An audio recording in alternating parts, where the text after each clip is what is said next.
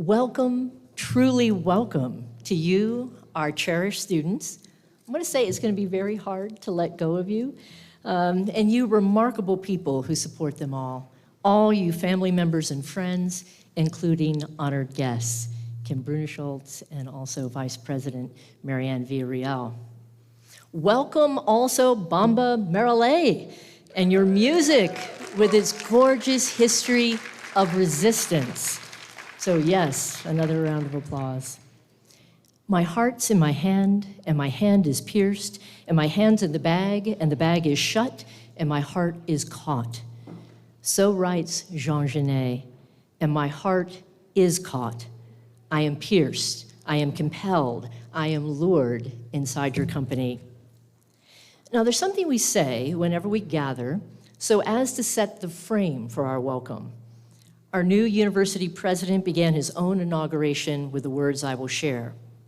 And I warn you, in truth, our very welcome at this university implies seas of sorrow, heartbreaking violence, and a history of Native people still healing themselves with great creativity, great vitality, even playfulness. One more warning. I'm on my way in my brief remarks to convince us all that critical race theory and theories of children's gender and sexuality are forms of generosity, almost sacred generosity to us all, whoever we may be. But hold that thought, I'm coming your way. First, please listen as I share the University of Utah's land acknowledgement, meant to provoke not guilt, but action. We, as the university state, given that the Salt Lake Valley has always been a gathering place for indigenous peoples, we acknowledge that this land, which is named for the Ute tribe, is the traditional and ancestral homelands of the Shoshone, Paiute, Goshute, and Ute tribes, and is a crossroad for indigenous peoples. Right? I give a shortened version so we really will receive it. This has always been the place of indigenous gathering, and it is a crossroad, a place of intersections at this very moment. So again, welcome. We're thrilled you're here. Now, who are we that are thrilled? What is this school for cultural and social transformation? Parents sometimes are still asking that question. So it's become my tradition to explain it this way. If you take the coolest dance troupe, wed it to a protest, link it to a book club that reads the hippest books, and make it sing with fiery joy, a joy that breaks barriers, confronts institutions, soothes wounds, cracks jokes, dresses rad, and calls things what they are, you have transformed the School for Cultural and Social Transformation. And we are a school for intersectional inquiry. Now that's a mouthful, so what does it mean? This could sound boring, but it's massively important, and it involves you. Intersectionality, that ungainly word, means that we study, means that we live the interlocking dynamics of shifting sexualities, changing genders, vital immigrations, and emergent struggles against all ableist and racist actions. We honor the Black and Indigenous women who crafted this concept so that they could grasp the complications of their lives. I'm proud in this moment to tell you graduates and everyone here that the School for Cultural and Social Transformation, and thus the U, just this semester, has received a prestigious national grant for over $500,000 to be one of only 5 universities in this country to be asked to build a national network for intersectional studies.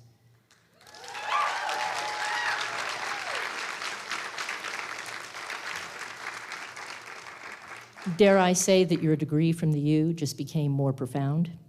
And that's not all. We are the only university in this country, again, through the School for Cultural and Social Transformation, to receive this month $1 million from the same foundation to build a Center for Pacifica and Indigenous Knowledges.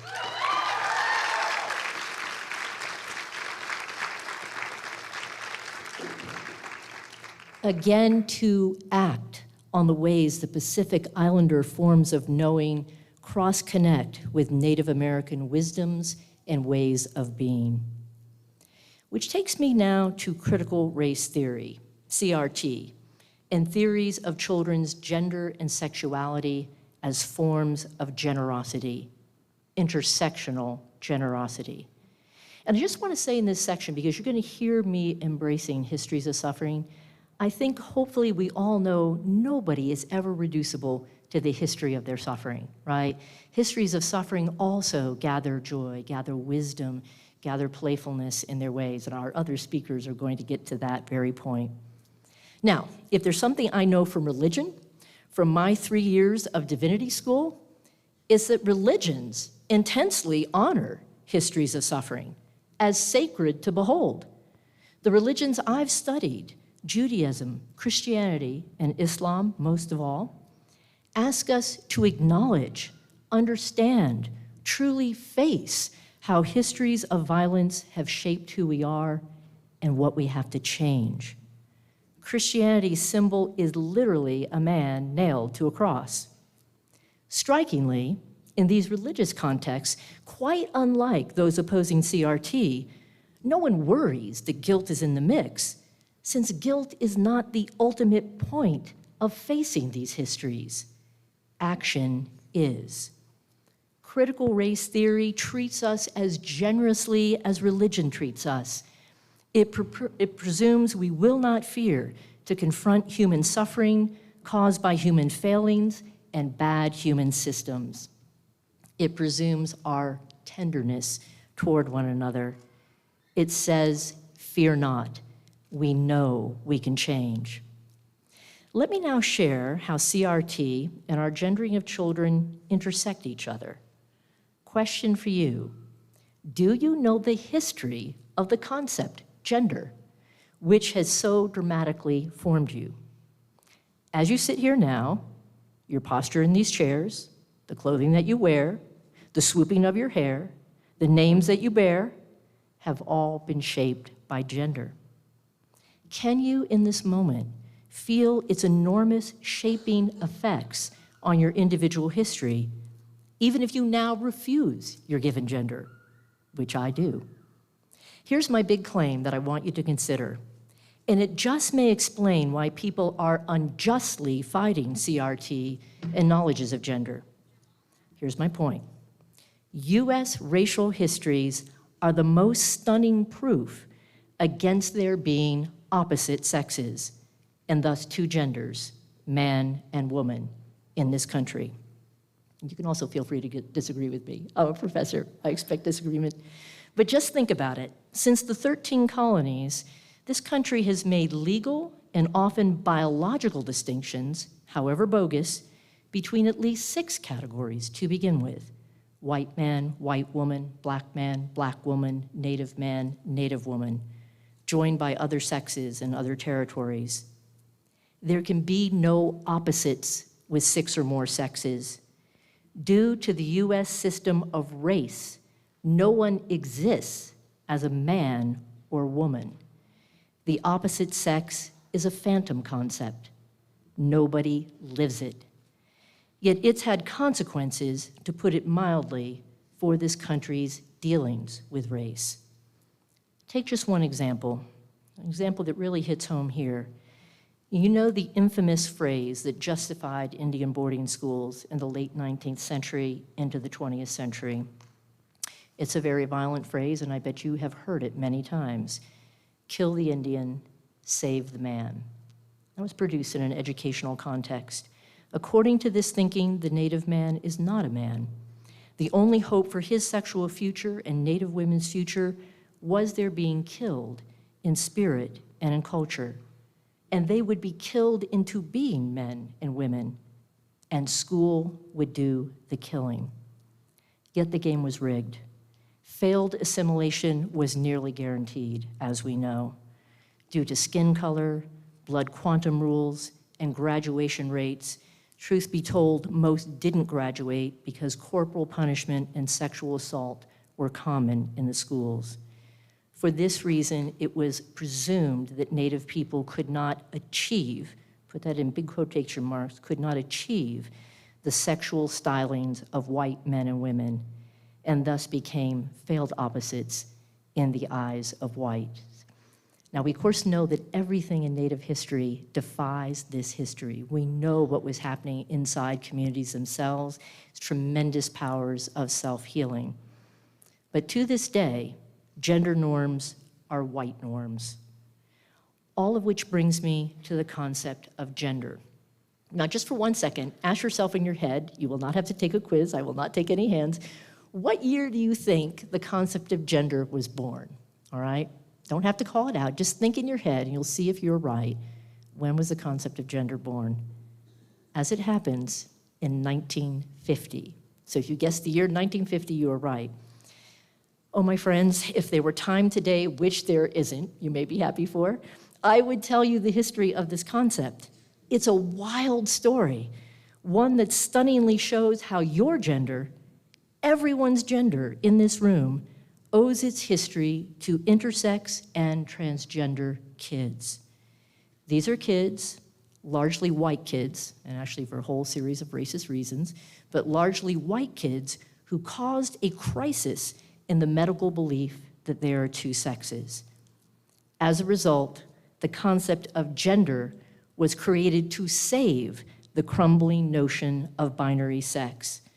And 1950s norms for men and women, white men and women, were rolled over scientific data so as to defend against what the data showed. Read about it, learn about it, grab me later, I'll tell you where you can learn about it, but it's about your gender, everyone in this room. Which means my point is this: traces of these racial histories live inside the gendering of us all. When we lovingly fight gender norms, we fight racism. And if we're going to stamp a newborn baby with a sex and gender it hasn't yet chosen, don't we owe it to our children, who are already being sexed and gendered by us, to learn the histories that attach to the words that have been lowered like gigantic cones upon their bodies? You can't imagine what that would have meant to this particular child. I, who at 6 years old was a girl, turning gay, feeling trans, under white, facing God, soaked in shame, having a blast amidst all my pain. Guilt, let me say again, is not the goal of all these explorations. Loving, sacred change, loving, playful change is the aim of what we teach. And I believe that you, our students, teach us this generosity. Our hearts are caught on you. We adore you, class of 2022, class of 2021, class of 2020. We are here to celebrate each and every move. Can we all now applaud this happy day?